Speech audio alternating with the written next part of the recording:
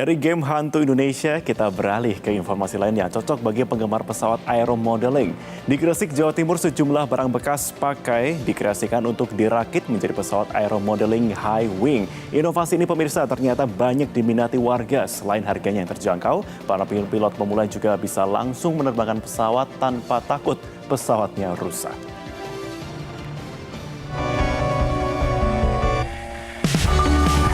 Siapa sangka pesawat aeromodeling jenis Thunderbolt yang berhasil mengudara di angkasa ini terbuat dari styrofoam bekas. Pesawat ini merupakan hasil karya Mahbub Junaidi, warga desa Tanggulrejo, Kecamatan Manyar, Gresik, Jawa Timur.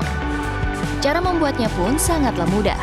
Styrofoam diiris dan disesuaikan dengan kebutuhan badan pesawat, kemudian direkatkan dengan menggunakan lem.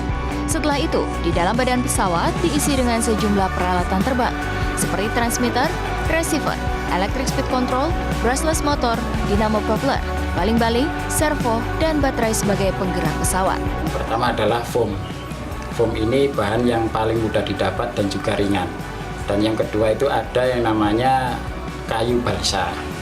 Kayu balsa ini untuk kualitas juga bagus, tapi untuk harga juga lumayan daripada foam.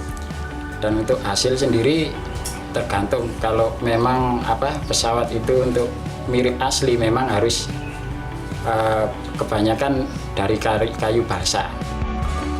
Hingga saat ini, lebih dari 20 pesawat aeromodeling high wing sudah berhasil dibuat Mahbub. Antara lain pesawat Perang Dunia Kedua Thunderbolt, Cessna, Boeing 737, Flying Wing, dan Mustang P51. Hasil karya Mahbub kini laris manis dipesan para pecinta aeromodeling dari berbagai wilayah di Indonesia.